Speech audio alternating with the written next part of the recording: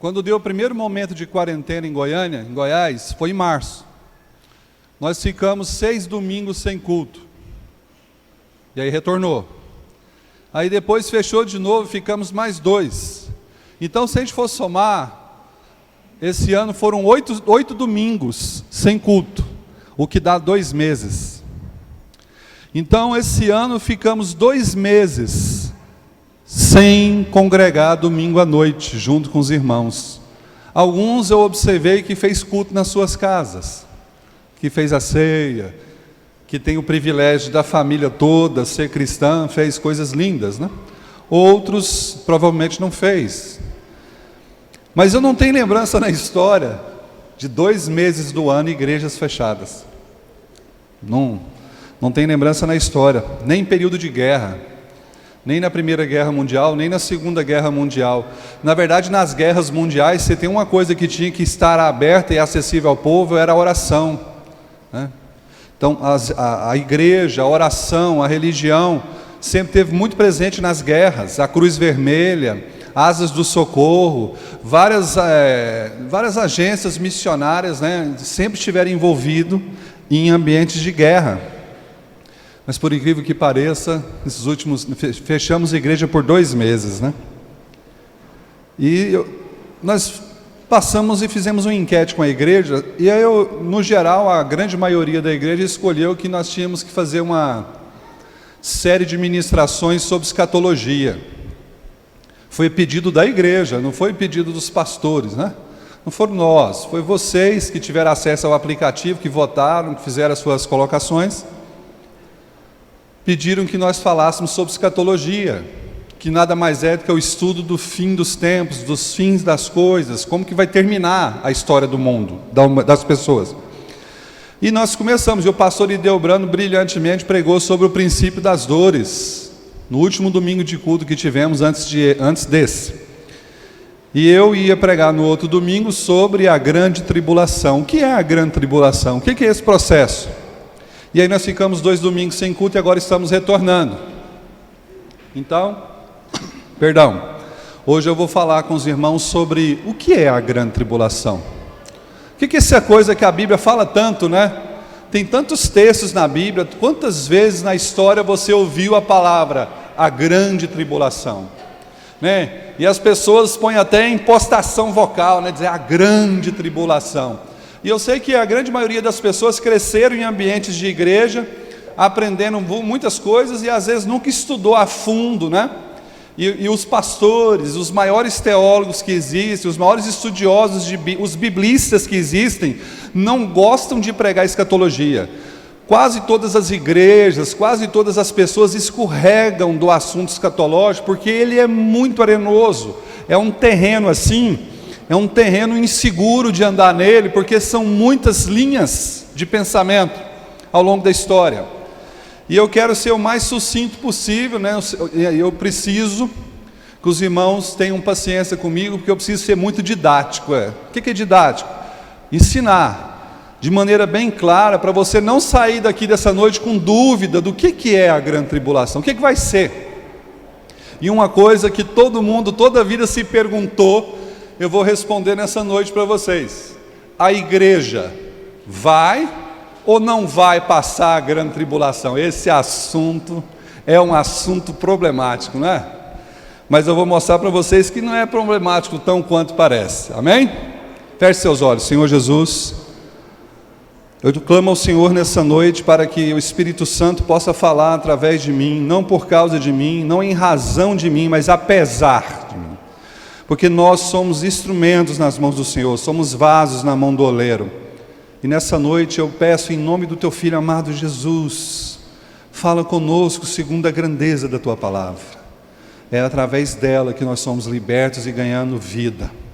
Em João 17:17 diz: santifica-os na verdade, a Tua palavra é a verdade. Jesus, que a Tua palavra possa trazer santidade e santificação para nós nessa noite, em nome de Jesus, amém? Abra sua Bíblia, por favor, no livro de Apocalipse, no capítulo 13, amém? Vamos lá, vamos falar, o assunto é arenoso, e eu gosto de assunto assim, eu acho ótimo.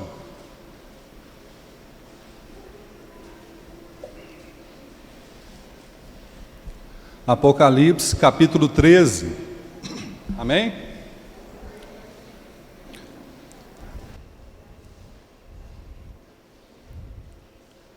A pastora Kátia, mas os meninos não vieram porque nós não estávamos em Goiânia, né?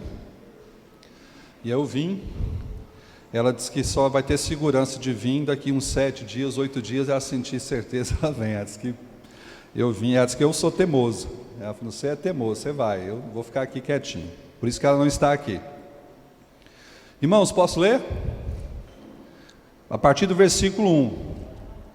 Vi uma besta que saía do mar. Tinha 10 chifres e 7 cabeças, com 10 coroas, uma sobre cada chifre, e em cada cabeça um nome de blasfêmia. Amém? A besta que vi era semelhante a um leopardo, mas tinha pés como os de urso e boca como de leão. O dragão deu à besta o seu poder, o seu trono e a grande autoridade. Uma das cabeças da besta parecia ter sofrido um ferimento mortal, mas o ferimento mortal foi curado. Todo mundo ficou maravilhado e seguiu a besta. Repete comigo, seguiu a besta. Irmão. Adoraram o dragão e tinha dado autoridade à besta. E também adoraram a besta, dizendo, quem é como a besta? Quem pode guerrear contra ela?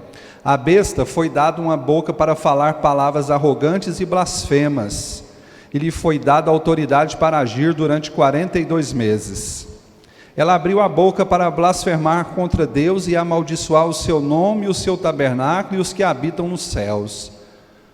Verso 7, foi-lhe dado poder para guerrear contra os santos e vencê-los. De novo, irmão, no versículo 7, foi-lhe dado poder para guerrear contra os santos e vencê-los. No caso somos nós, viu, irmãos? Foi-lhe dada autoridade sobre toda tribo, povo, língua e nação. Todos os habitantes da terra adorarão a besta, a saber, todos aqueles que não tiverem os seus nomes escritos no livro da vida do Cordeiro que foi morto desde a criação do mundo. Versículo 9. Aquele que tem ouvidos, ouça. Aqui está a palavra-chave, irmão. Eu não queria falar sobre isso aqui porque não é o que você talvez queria ouvir. Versículo 10 diz assim: se alguém há de ir para o cativeiro irá. Se alguém há de ser morto à espada haverá de... Aqui estão a perseverança e a fidelidade dos... Aleluia. Esse texto está retratando o que, irmão? Irmãos, eu vou ser bem sucinto para não tomar muito tempo dos irmãos, mas como eu disse para vocês, eu quero ser bem didático. Esse texto de Apocalipse 13 está falando de uma besta que emergiu da onde? Do mar ou da terra? Do mar. Duas bestas vão surgir, uma do mar e outra da terra, correto? Algumas linhas teológicas, algumas frentes teológicas dizem que essa do mar surgiu há muito tempo atrás, e ela já está atuando no mundo faz tempo. Essa da terra, que está nos versículos subsequentes, ela vai ter uma forma parecida com a de homem, né? Aqui diz que ela vai parecer com 2 chifres, vai parecer como um cordeiro, mas com a forma de um dragão. Satanás é o dragão.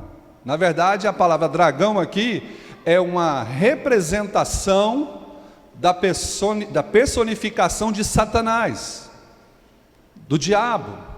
E as duas bestas são duas entidades convocadas por Satanás para agir no mundo e convencer as pessoas. E é interessante que a grande guerra final na história da humanidade, a reta final lá da nossa história, a briga maior vai ser o seguinte: quem vai ser adorado? A briga vai ser essa. A última briga da humanidade vai ser quem de fato vai ser adorado. Essa é a grande briga que vai acontecer. E aqui, a grande tribulação é um período complexo, porque o pastor falou do princípio das dores. E eu quero começar essa ministração fazendo uma ilustração que as mulheres conhecem, que é sobre o parto normal. Porque Jesus usou essa alegoria porque foi o melhor jeito que ele tinha de explicar. Quando a mulher vai ter parto normal, ela começa a ter contrações em tempos mais distantes, correto?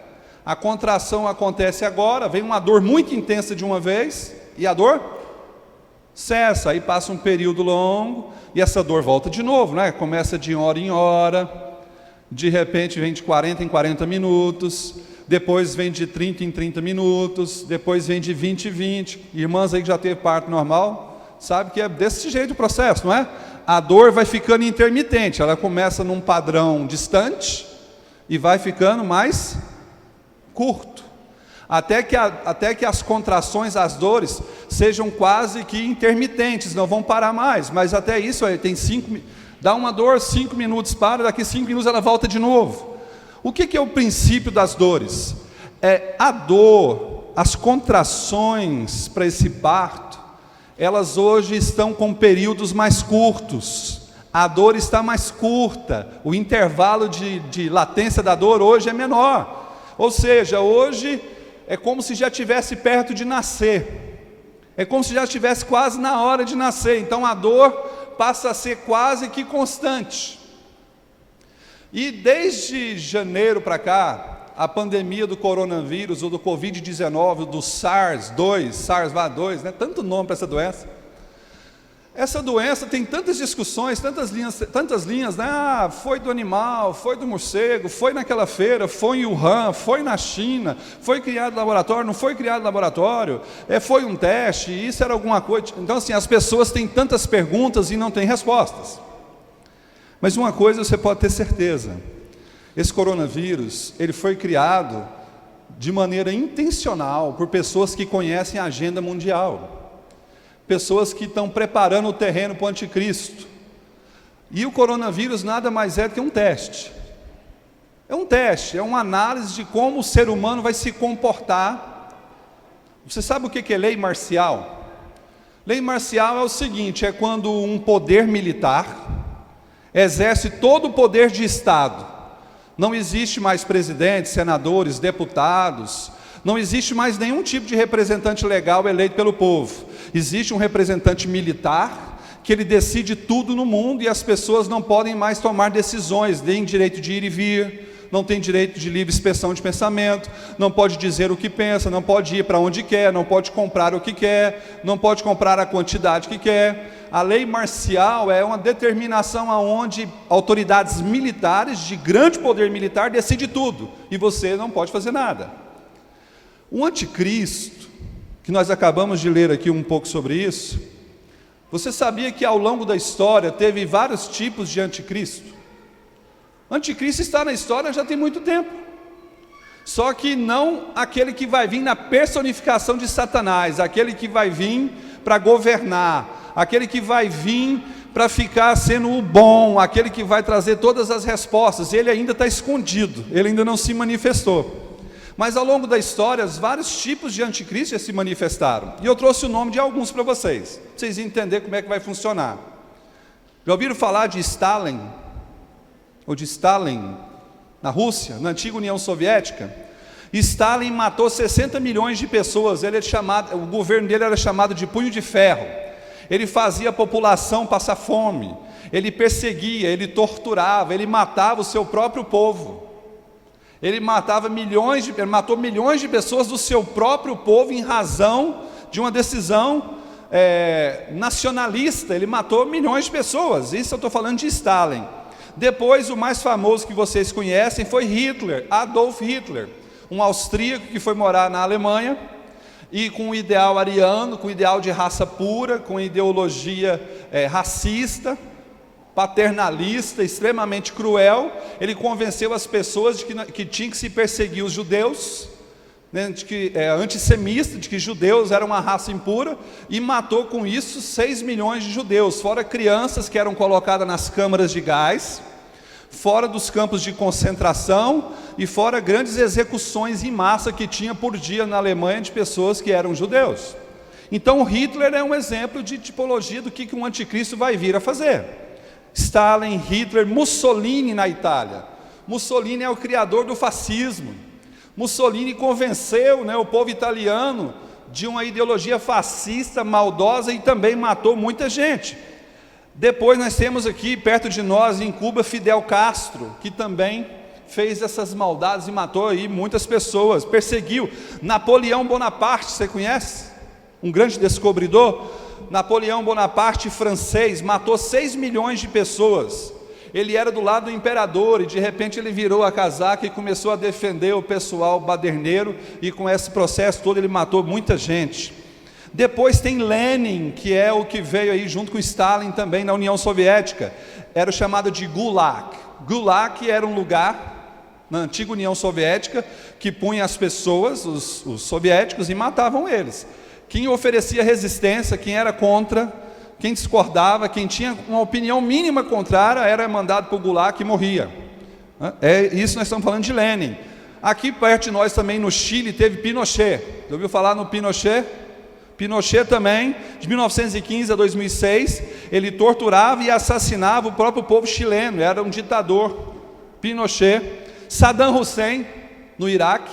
Saddam Hussein foi durante 29 anos um governador que matou também muitas pessoas.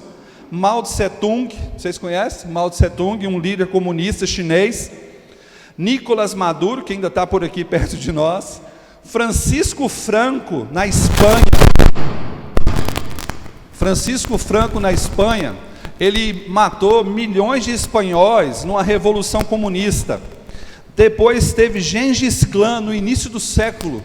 Gengis Khan matou milhões de pessoas. Herodes, na época de Jesus, matou todos os primogênitos. Herodes matou todas as crianças que nasceram naquela época para ver se matava Jesus. Kim Il-sung, da Coreia, de 1912 a 1994. Kim Jong-un também matou de fome o próprio povo, milhões de pessoas. Nero, o imperador Nero, a diversão de Nero, a noite de Nero, Nero reunia o seu clero, reunia a realeza do Império Romano e levava eles para as grandes arenas e fazia com que leões, tigres e onças ficassem 3 dias sem comer. Isso é história, irmão. Está nos livros de história aí, que você pesquisar, você vai achar. Nero fazia com que os animais carnívoros ficassem 2, 3 dias sem comer. E aí depois de 3 dias sem comer, ele fazia a festa. E ele mandava vários cristãos para a arena. E ele colocava esses cristãos na arena e soltava os animais com fome. E os animais destroçavam os nossos irmãos. Diz que no fim do dia, o sangue dava na altura da canela, do tanto de sangue de cristão que tinha. E alguns historiadores assim bem profissionais, dizem que tem relatos de que os cristãos entravam nas arenas na época do imperador Nero, de mão dadas ou abraçadas assim de cotovelo, cantando hinos de louvor e adoração ao Senhor antes de serem comidos pelos leões. Isso nós estamos falando de coisas que a gente nem tem noção, não, irmãos? Nero, Calígula, já ouviu falar no Calígula? Já existiu o filme, já Calígula existiu. Calígula, ele estuprava crianças, ele pegava os crânios, fora outras coisas que ele fazia, que eu nem tenho coragem de falar para os irmãos o que Calígula fazia, correto? Fora as orgias e as maldades que ele fazia com as mulheres. E Pol Pot, o último que eu quero falar, vocês já ouviram falar nesse homem? Pol Pot foi um ditador cambogiano, lá na Camboja. Ele pegava crianças, mulheres, matavam, e todas as pessoas que eram intelectuais e estudiosos, que tentavam mudar a história do país cambogiano, ele pegava, mandava para as cadeias e executava. E quando ele matava as pessoas, diz até uma piadinha bem maldosa, que diz que todo mundo que usava óculos e que era um pseudo-inteligente na Camboja, era morto no outro dia, quando encontrava Pol Pot. E ele pegava o crânio das pessoas que ele tinha matado e colecionava o crânio de todas as pessoas que ele mandava executar. E ele mandou executar 1,5 milhão de pessoas durante um período de pouco tempo.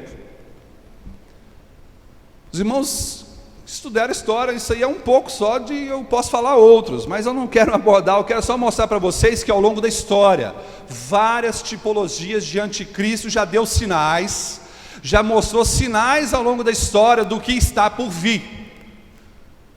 Irmão, se você vê nos livros de histórias, você acha essa crueldade toda, na época da República Tcheca, lá do pessoal da Iugoslávia, da República Czarista, né, que Lenin e Stalin matou todos, até acabar com o processo do César. Irmãos, vocês têm noção de milhões de pessoas que morreram. Agora, recentemente, ali no país mongol, na Mongólia, descobriram 2 casos de peste negra. Vocês ficaram sabendo? Que as pessoas estão isoladas, elas estavam de quarentena. Agora descobriram 2 casos de peste negra, que aconteceu no fim de 1918, quando acabou a Primeira Guerra Mundial, matou 60 milhões de pessoas. De repente a doença apareceu agora em 2020. Ninguém sabe explicar como é que isso acontece, não é verdade? Eu sei, talvez você não saiba, mas as coisas estão mais claras do que você pensa. Aprende uma coisa, olha aqui para mim, igreja, existe uma agenda mundial. Existe uma agenda mundial de pessoas ricas, milionárias, que estão preparando o pano de fundo para que o anticristo manifeste. E essa agenda mundial, ela é sincronizada e orquestrada, não entra qualquer pessoa, e nós não ficamos sabendo de quase nada. E a mídia é um instrumento poderoso nesse processo todo, porque a mídia faz com que todos nós fiquemos focados em assuntos periféricos, enquanto os assuntos extremamente importantes nós perdemos de vista. Isso é uma estratégia de quem toma conta da agenda mundial. De janeiro até agora, julho, você pode abrir o Popular de capa a capa, você pode assistir qualquer jornal televisivo de TV aberta, você pode assistir e ler o que você quiser, só fala de Covid-19. Mas está acontecendo milhões de coisas por trás da palavra Covid-19, para você não ver, para eu e você não perceber, tantas coisas profundas que estão acontecendo por trás nas agendas mundiais. Irmão, o processo do anticristo está mais rápido do que você pensa. Dizem algumas pessoas que ele já está por aí, mas ele não pode se manifestar. Mas preste atenção, o anticristo ele vai se manifestar como uma solução. Ele vai trazer respostas. Ele vai trazer respostas para o homem, para a sociedade, aonde todos vão acreditar nele. Não vai não. Aqui, eu acabei de ler para vocês, irmão. Vamos aí. Vamos para a Bíblia, irmãos. Aí no capítulo 13 de Apocalipse, no versículo 7, diz assim, ó: foi-lhe dado o poder para governar contra os santos e vencê-los. A gente vai chegar lá agorinha. Foi-lhe dada autoridade sobre toda tribo, povo, língua e nação. Agora o versículo 8 para mim é muito perigoso, irmão. Todos os habitantes da terra. Repete comigo, irmão. Todos os habitantes da terra. Fala, irmão. Todos os habitantes da terra adorarão a besta. Você tem noção da seriedade? O que é isso aqui? Aí você fala assim, eu não.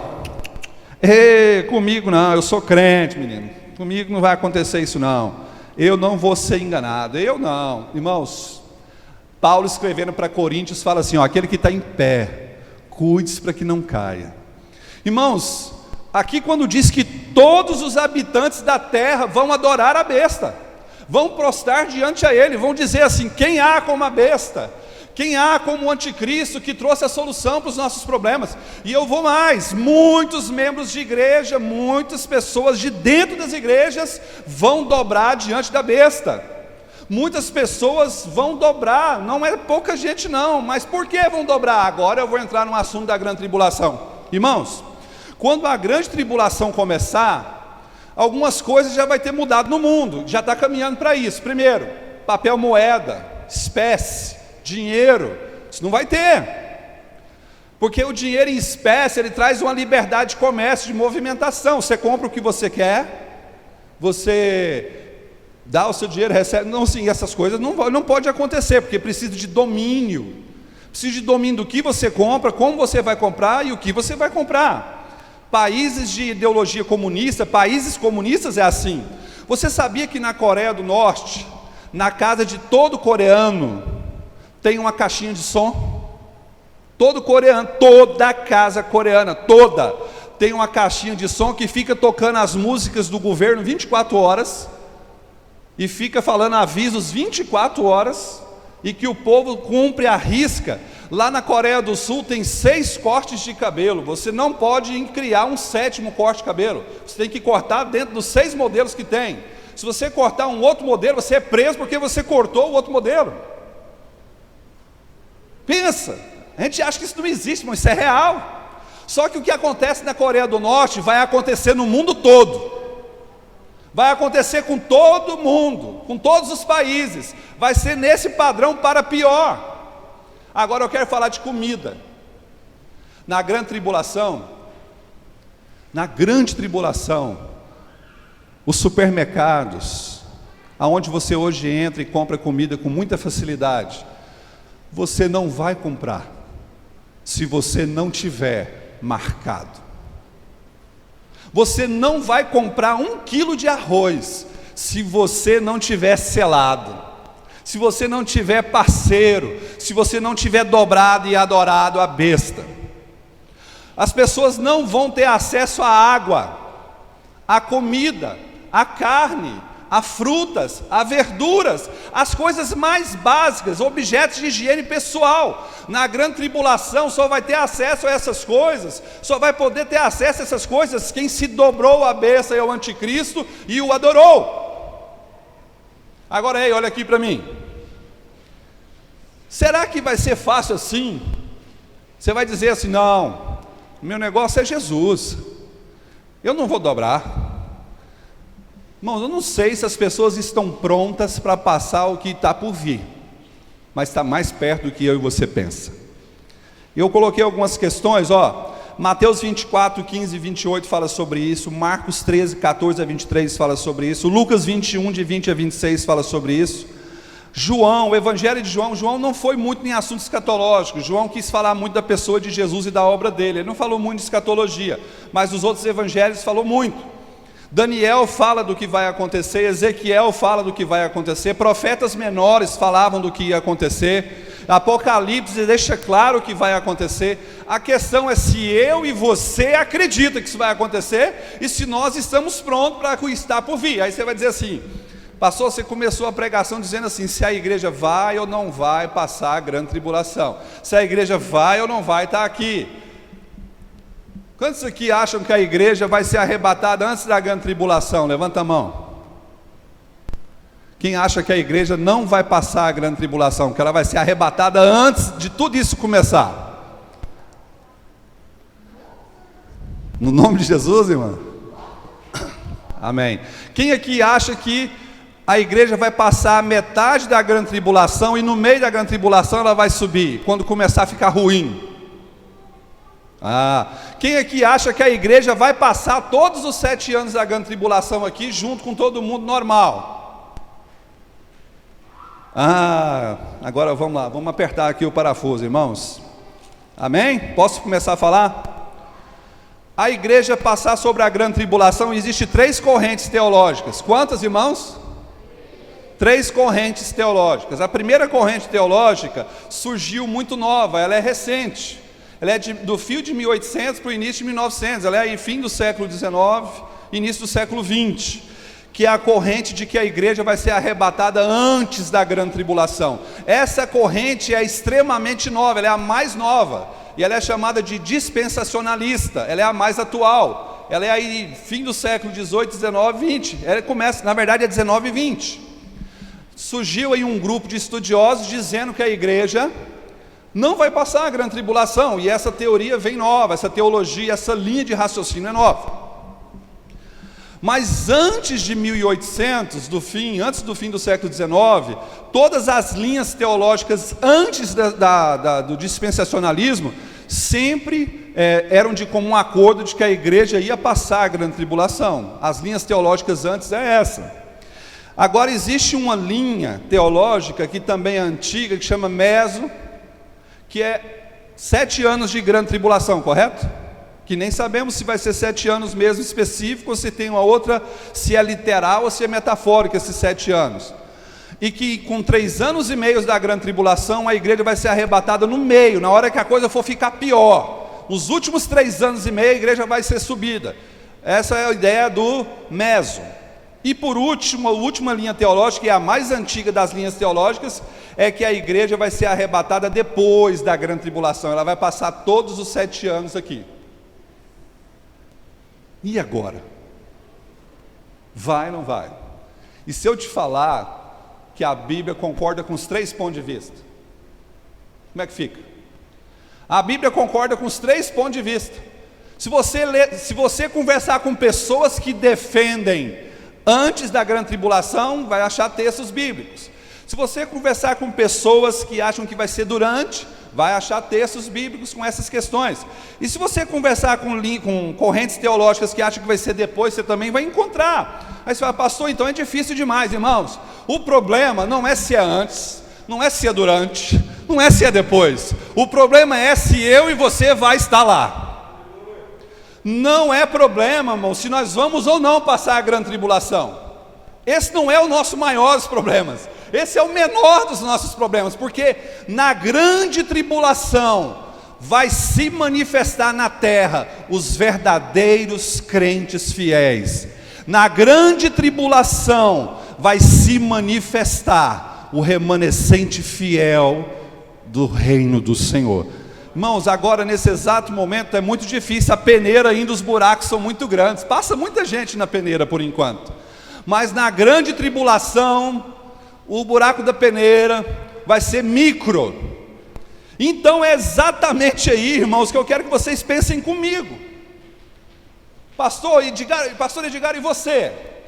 Irmãos, eu cresci sendo ensinado de que a igreja ia ser arrebatada antes da grande tribulação. Eu cresci num ambiente assim, eu fui ensinado assim. Mas eu, como sou curioso, estudioso e pesquisador, eu não me calo, eu sou um bereano, irmão, eu vou atrás, eu gosto de estudar. Hoje, eu estou mais em paz e entendo que a igreja vai passar a grande tribulação. Eu não acho que nós vamos se arrebatar antes, não, eu não acho mesmo. Analisando os textos aqui, não acho que tem um arrebatamento secreto, que de repente vai sumir, porque a Bíblia diz que todo olho verá, e todo mundo vai ver Jesus vindo em glória buscar a sua igreja. Eu não acredito que tenha arrebatamento escondido, não. Aí você fala assim, pastor, então como é que nós vamos fazer se nós vamos passar? Eu não vou dar conta disso. Você imagina, estar com fome e não poder comer? Aí ontem eu fui assistir, porque você sabe que tem muitos filmes, né? Sobre a marca da besta, tem muitos filmes sobre a grande tribulação, filmes da década de 70, da década de 80, tem filmes muitos sobre isso.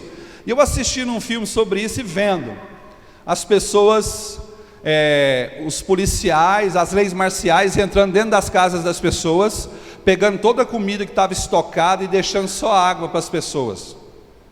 E você não pode fazer nada. Amém? Alguém está com medo? Não, irmão, não tem o que temer. Eu quero que você acompanhe comigo bem devagarzinho aqui, ó, o versículo 7. O anticristo foi-lhe dado poder para guerrear contra os santos. Foi dado o que para o anticristo? Foi dado o que? Para guerrear contra quem? Para guerrear contra quem? E quem é os santos? Não é a igreja, não é o corpo do Senhor, não é a igreja universal dele, não é a igreja invisível, de todas as eras, de todos os tempos, não é a igreja do Senhor. Aqui diz que foi dado poder para vencer os santos. Aí você tem noção da grandeza desse poder, mas por quê? Porque o dragão, Satanás, vai pegar todo o seu poder e transferir para a besta. Você lê Apocalipse aí, está claro. Ele vai pegar o seu poder e vai transferir para a besta, e a besta vai ter o poder do dragão, que é Satanás, e essa besta vai fazer com que as pessoas o adorem, vai trazer respostas e soluções, e muitas pessoas vão se dobrar a essas respostas, e vão se dobrar a essas soluções, e vão adorá-lo, porque, irmãos, tira comida das pessoas, tira a água das pessoas, tira a liberdade das pessoas, tira o direito de ir e vir das pessoas, tira tudo das pessoas, e depois pergunta para elas se elas querem Jesus ou se elas vão querer o anticristo. Quantos aqui acham? A gente está aqui conjecturando. Quantos aqui acham que quando chegar essa hora você vai escolher Jesus e não a marca? E aí? Será que a nossa fé vai chegar nesse patamar de fé Aqui diz que além, todos os habitantes da terra adorarão a besta, a saber, todos aqueles que não tiverem os seus nomes escritos no livro da vida do Cordeiro. Então, irmãos, quem está com o nome no livro da vida, não vai adorar. Amém? Quem aqui está com o nome no livro da vida? Quem aqui está com o nome no livro da vida? Você sabe que existe 2 livros naquele dia. A gente vai falar isso quando for lá no juízo final, viu? Existe 2 livros. Um livro da vida e existe os livros, que é das obras, de tudo que você fez. Existe o livro da vida e o livro das obras. E os 2 serão abertos. Mas se o seu nome estiver no livro da vida, no livro do Cordeiro, eu e você não vamos adorar a besta, porque nós vamos estar com o nome escrito no livro da vida. Então, coisas que nós já fizemos teatro aqui, né, Alessandra? Quantas vezes o Alfa e Ômega fez teatro aqui na década de 90, fazendo o seguinte: a gente fazia teatro de Apocalipse, e a gente punha situações assim extremas, para a pessoa dizer assim: você quer Jesus, ou você então morre agora? Irmãos, isso está aproximando mais rápido do que você pensa, é desesperador. Eu fico olhando para o Samuel, para a Sofia, olhando para eles, pensando assim: gente, será que eles vão ter esse nível de fé? Eu fico olhando para as pessoas que andam comigo, que estão ao meu lado, pessoas que professam a mesma fé. Eu olho às vezes no olhar das pessoas, que agora a gente vive momentos tão bons, irmãos. A gente consegue comprar, passear, comer, ir num restaurante, ir numa pizzaria. A gente consegue ir para casa uns dos outros. A gente consegue celebrar, fazer uma festa, passar de carro buzinando na porta das pessoas com balão, que o aniversário agora é assim, né? A gente consegue fazer muita coisa. Mas vai chegar a hora que não vamos poder fazer nada. Vai chegar a hora que teremos que enfrentar. Ou você vai enfrentar, ou você vai aceitar e vai se dobrar. E isso vai ser a grande tribulação. Vai ser quando a sua fé, a minha fé, vai ser colocada ao extremo do limite. Tem um filme que chama A Marca da Besta, ele é de 79, a imagem é muito ruim. Não está boa a imagem, mas tem ele de graça no YouTube. No filme mostra que as pessoas, depois que o anticristo manifestou, as pessoas eram colocadas na guilhotina, e elas tinham a guilhotina com a cabeça para cima, para você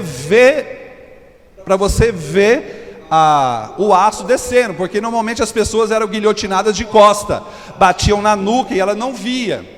Mas nessa situação do anticristo, as pessoas vão ser colocadas com o rosto para cima, para elas verem a lâmina descer, e antes do cara desativar para descer a lâmina, vai perguntar: você quer Jesus? Ou nós podemos fazer a marca da besta em você e você vai adorar a besta? Por favor, escolha.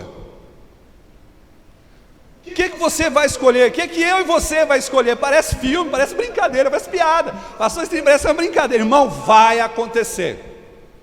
Eu e você vamos enfrentar o limite da nossa fé. E está chegando esse dia de enfrentar o limite da nossa fé.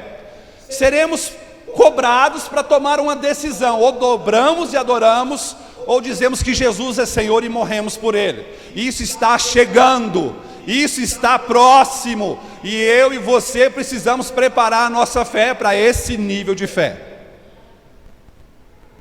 Pastor, eu queria uma pregação diferente, essa pregação não está legal. Irmãos, é a verdade. E aqui diz que ele vai vencer, foi dado poder para ele, e ele vai vencer. E Jesus, falando sobre a grande tribulação, ele fala: vai ser como nunca houve na história do mundo. Jesus disse: vai vir dias de uma grande tribulação, como nunca houve na história do mundo. Irmão, olha que o mundo já teve dias difíceis, irmãos. A Primeira Guerra Mundial de 1912 a 1918 matou mais de 60 milhões de pessoas. A Segunda Guerra Mundial de 1938 a 1945 matou mais de 80 milhões de pessoas. A peste negra no fim da Primeira Guerra Mundial matou mais de 80 milhões de pessoas. Irmãos, o mundo já enfrentou muitos dias difíceis. Já morreu milhões e milhões de pessoas em intervalos de 9 meses, de 6 meses, morria milhões de pessoas. E eu tenho uma notícia para você: vai chegar dias aí piores. Vai chegar dias aonde seremos cobrados.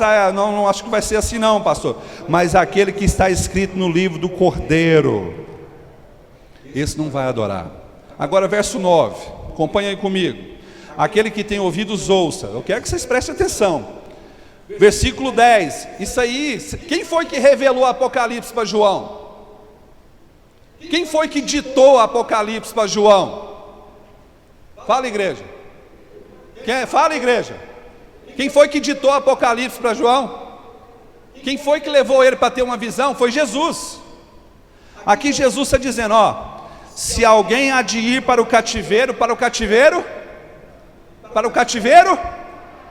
irmão, quem aqui está pronto para ir para o cativeiro? Se alguém há de ser morto à espada, a espada será de ser. Irmãos, aqui diz que quem tiver que ser preso, vai ser preso. E quem tiver que ser morto, vai ser morto. É simples assim. Sobre o império do anticristo, sobre o império da besta, sobre o império dele, sobre toda a sua manifestação, ou dobra ou morre.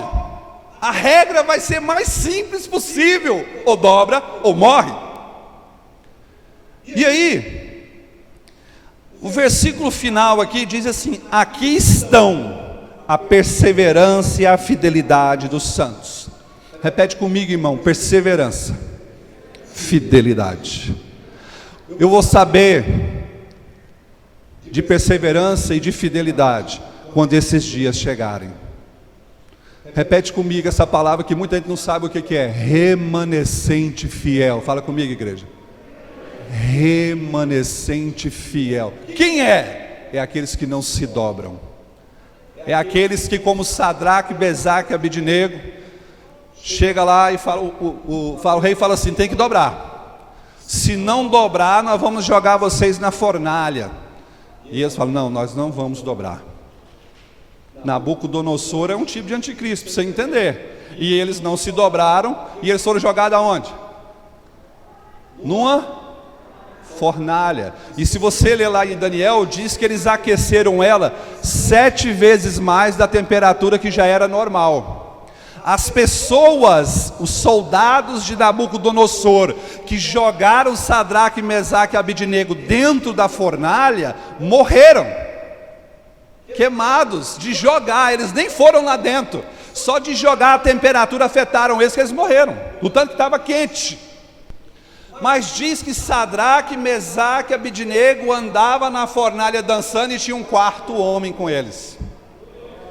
A sua fé e ao arrepio, meu Deus, a sua fé e a minha vai ser provada ao extremo. Prepara. Nós vamos descobrir, como é que é o negócio, aquela piada que a gente fala? Nós vamos separar os homens dos meninos. Está chegando o dia. Está chegando o dia de separar os meninos dos homens, dos verdadeiros dos falsos, o joio do trigo, do lobo, do bode e da ovelha. Irmão, tudo isso vai ser separado. Agora a gente não consegue saber quem é uma coisa, quem é outra, mas está chegando o dia que vai separar. Amém? Mas aqui diz que quem tiver que ser para o cativeiro vai, quem tiver que morrer vai. Mas essa aí é a perseverança e a fidelidade dos santos. Eles não vão se dobrar, porque o meu nome está escrito lá. Irmãos, pior é Daniel. Eles deixaram o leão 4 dias sem comer, e depois de 4 dias eles abriram a pedra e empurraram Daniel com o pé na bunda assim, jogaram ele lá dentro e fecharam a pedra e foram dormir. Falou: amanhã cedo, quando a gente abrir, o leão vai estar com a barrigona cheia, vai ter só um restinho de osso de Daniel. E aí nós vamos ter vencido esse caboclinho que diz que não dobra, esse caboclinho que diz que não adora Nabucodonosor, esse caboclinho que diz que não dobra diante de ninguém, só diante do Deus Todo-Poderoso. Nós vamos mostrar para ele vai morrer agora. E aí eles vão dormir sossegadinho. No outro dia cedo, eles vão lá, remove a pedra. E aí quando eles descem lá, a Bíblia diz que Daniel, na hora que eles abrem, o que acontece com Daniel? Daniel sai andando. Aí você olha aqui para mim, irmão. Quem foi que ficou a noite toda com Daniel lá na cova do leão? Dos leões, que não era só um leão. Irmão, eu fico imaginando a cena, pastor, dos leões sentados assim, parecendo um cachorro domado, tudo com a boca fechadinha, olhando para ele com fome e não pode comer, porque existe alguém que tem mais poder que os próprios leões. Ei, meu Deus, hein? Os caboquinhos que jogou Daniel lá, o leão comeu eles. Olha que beleza. Daniel saiu lá andando, mas o pessoal morreu. Os leões mataram a fome com eles. Irmãos, nós vamos chegar ao limite da nossa fé. E eu quero agora que você vai comigo lá para Mateus, rapidinho, por favor. Mateus, para a gente encerrar. Mateus 24. Quem pode aí abrir a sua Bíblia? Mateus 24. Mateus 24, versículo 21. Amém? Porque haverá então grande tribulação, como nunca houve desde o princípio do mundo até agora, e nem jamais haverá. Quem foi que falou isso? Quem foi que falou, irmãos? Jesus. Jesus estava alertando. Aqui no Sermão do Monte, aqui na explicação de Mateus 24, Jesus está dizendo assim: olha, eu já estou avisando vocês, eu já estou de antemão avisando vocês. E aqui é lógico que a geração toda morreu e não viu. Mas e nós agora? Irmãos, você sabia que, olha aqui para mim, igreja, 8 milhões de crianças entre 6 e 10 anos somem por ano no mundo? E nem, a televisão não fala. Você já viu se a Rede Globo falou no assunto? Você já viu se alguma TV aberta ou fechada fala no assunto? Ninguém fala no assunto. Você sabe por quê? Pegam crianças nessa faixa etária para fazer uma droga que chama adrenochrome.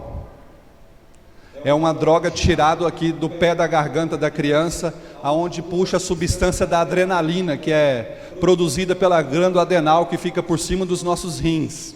Essa substância aumenta, ela potencializa a capacidade do cérebro humano, ela potencializa a visão, a força física, a capacidade de preparo. E quem é que usa adrenochrome? As pessoas, os satanistas usam, pessoas que tomam conta da agenda mundial usam, pessoas como você já ouviu falar de Illuminati, de Nova Ordem Mundial, esse pessoal tudo tem acesso a essa droga. Milhões de crianças. E sabe como é que funciona? Eles pegam essas crianças de 6 a 10 anos e põem elas sobre terror extremo. Por quê? Porque se não tiver o terror extremo, desesperada, a criança se debatendo, gritando, desesperada, não produz o tanto que precisa. Então eles colocam as crianças sobre pressões de terror extremo. E aí quando a criança chega no nível de terror extremo, eles vão lá e extraem a substância e depois matam as crianças. Agora, em março, descobriram lá no Central Park em Nova York, centenas de túneis subterrâneos que ninguém nunca tinha visto. E um policial descobriu esses túneis e ao entrar lá, viu, parece que mais umas dezenas de crianças mortas já fazia tempo. E aí o que aconteceu com a mídia americana e a mídia brasileira? Eles sumiram com o fato. Não se fala mais no assunto e saiu alguém dizendo que era fake news. Não é verdade. Irmãos, tem muito, Shakespeare já dizia, não é? Há mais coisas entre o céu e a terra do que supõe a nossa vã filosofia. Irmãos, prepara, porque está chegando dias difíceis, aonde a nossa fé e a nossa perseverança vai ser provada ao extremo. Eu queria agora que você ficasse de pé, por favor.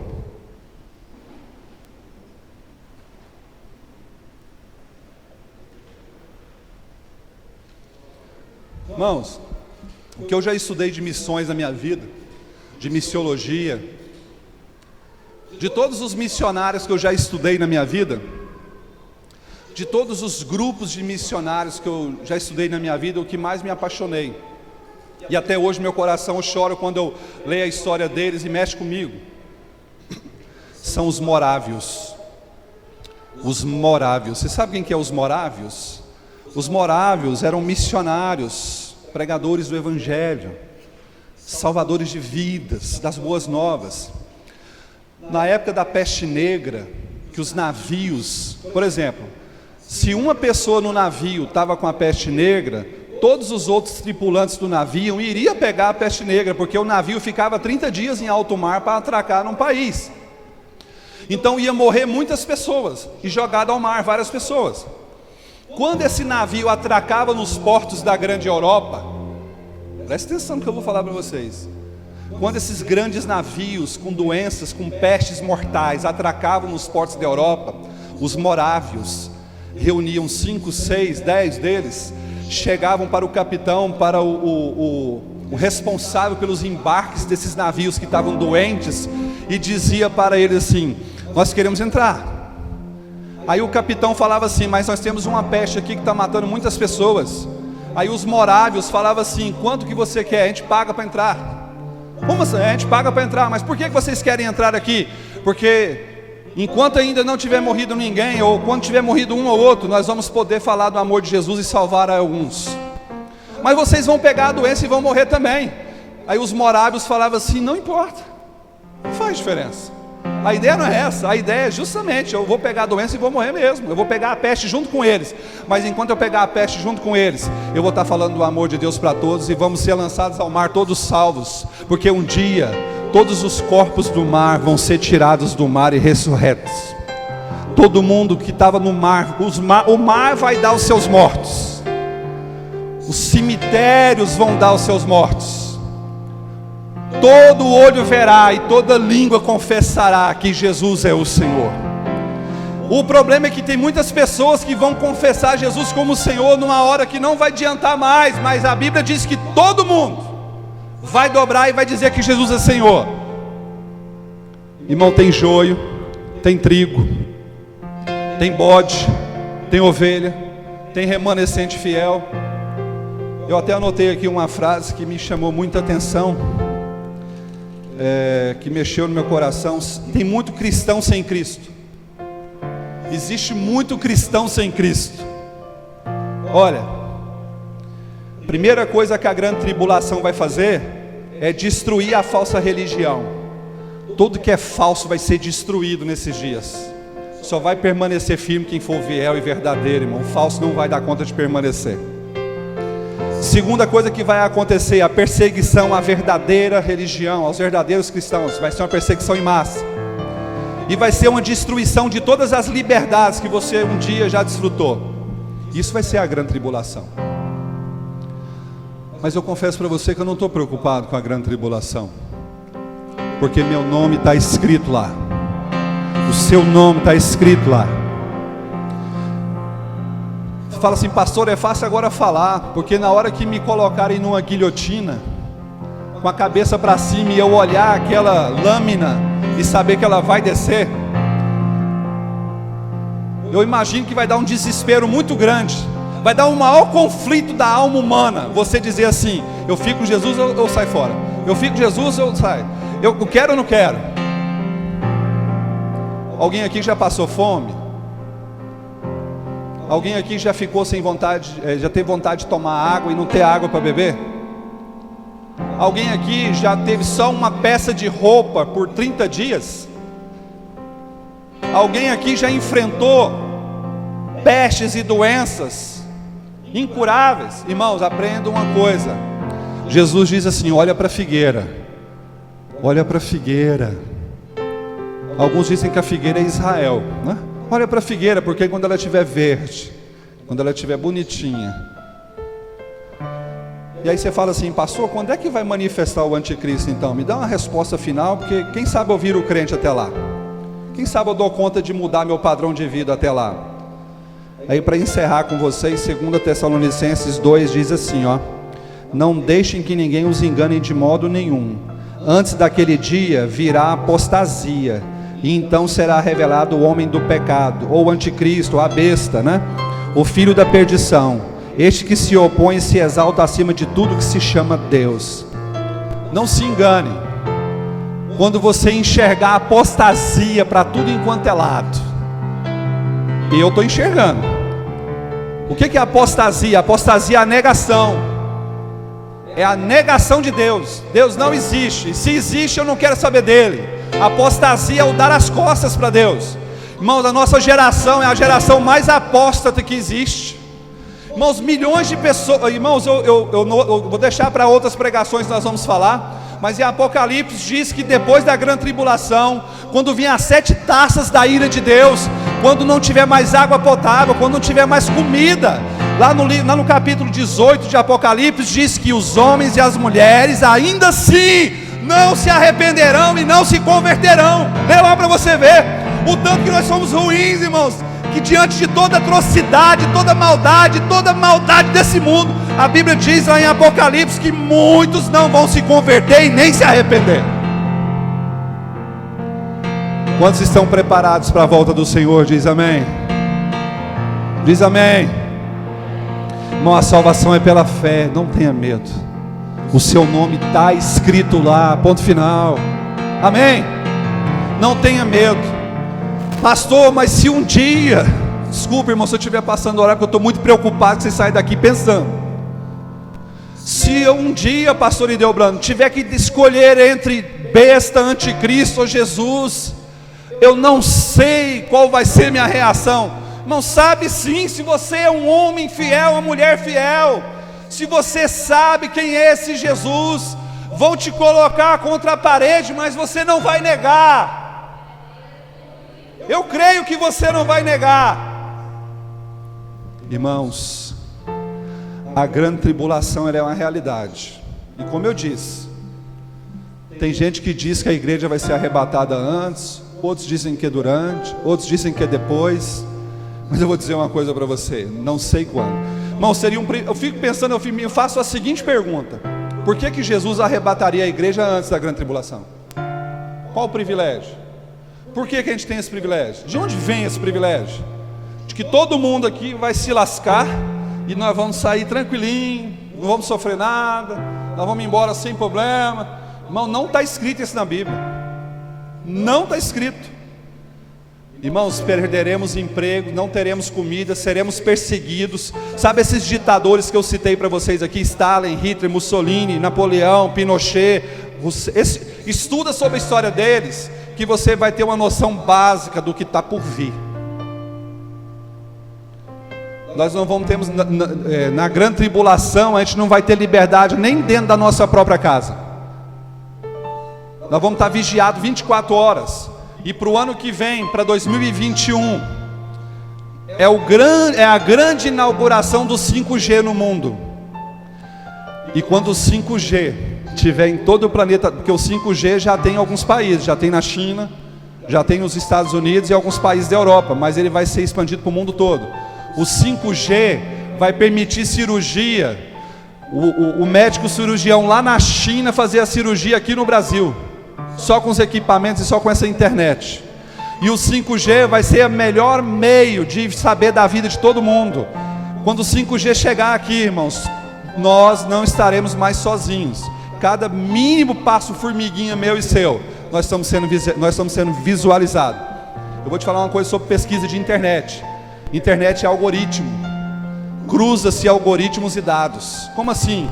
Tudo que você pesquisa, em qualquer lugar do mundo tem como saber o que você pesquisou, o que você acessou, o que você deixou de ver. Não existe privacidade. Não existe essa de que ninguém está vendo. Quando você pesquisa sobre adenocrime, sobre satanismo, sobre nova ordem mundial, quando você pesquisa sobre o anticristo, quando você pesquisa sobre magia negra, sobre alta magia, sobre coisas assim, sobre sacrifício de criança, 8 milhões de crianças somem por ano no mundo e ninguém fala nada. Vigie os seus filhos nos parques. Por onde, seu irmão, não tome cuidado. Eu quero dizer para você que o nosso nome está escrito lá, e é para lá que nós vamos. E se um dia tivermos que decidir entre Jesus e o anticristo, vai ficar fácil para nós. Por quê? Porque nós somos o remanescente fiel. Amém? Feche seus olhos, começa a orar.